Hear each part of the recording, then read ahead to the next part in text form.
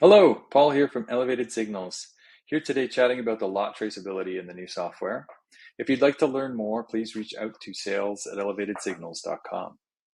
Here we'll use this sample batch, and if I scroll down to our inventory ledger, you'll see what was once substance types represented as inventory products.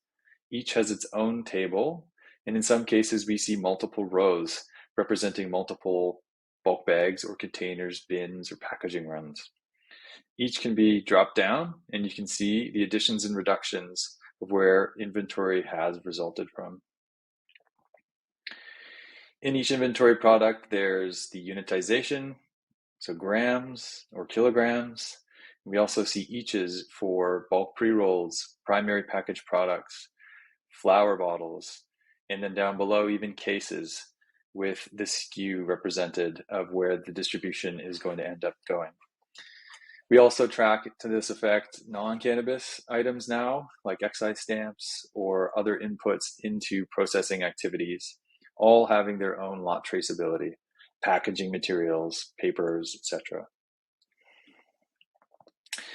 Here, let's do some practical examples, and we'll do a milling and pre-roll filling. We'll open up this work order and add dried cannabis as an input. We can choose to use one or multiple bulk bags as an input into the process. And these can also be, of course, from different batches, depending on the scenario, for mixing. As an output, we'll create some milled cannabis and put it back into our destination batch. Every inventory item now has its own specific location in the facility. And we can choose either to create a new lot or use an existing lot and create a new bulk bag of milled cannabis in this case. As you'll see, there's a +1 button that allows us to generate an additional bag quite quickly if we're going to be iterating on a process and creating multiple outputs. We can also print individual labels for these units of inventory as well. Let's close up this work order and go back to the batch. If we go back to our inventory ledger, you'll see a reduction in the dried cannabis resulted from the milling process and the introduction of these two new milled bulk bags. Let's use these in a pre-roll filling event. As you see here, we have bombs in the new software, which we'll get into in another video that lets us track and consume and produce certain products with desired quantities. Here, let's use some of our milled cannabis as an input.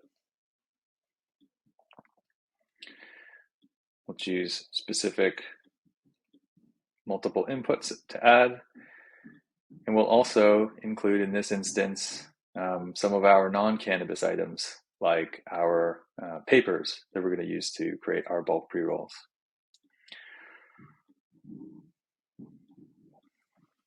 Let's create 400 of those.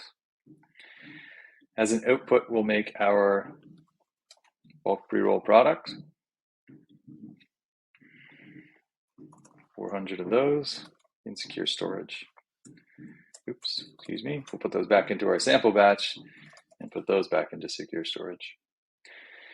As you see down at the bottom, we can also attribute what we call custom fields to certain products, batches, or even work orders that allow us to track additional data points that we see fit.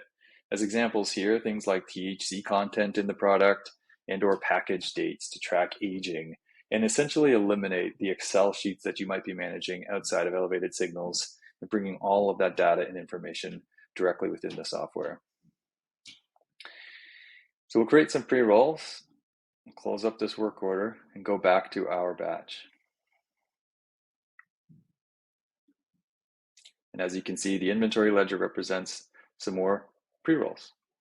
Of course, in our live reporting, you can go and always view this new inventory and any other inventory in the system, and allows you to really dig into, in a dynamic and real-time fashion, what we're producing in the facility.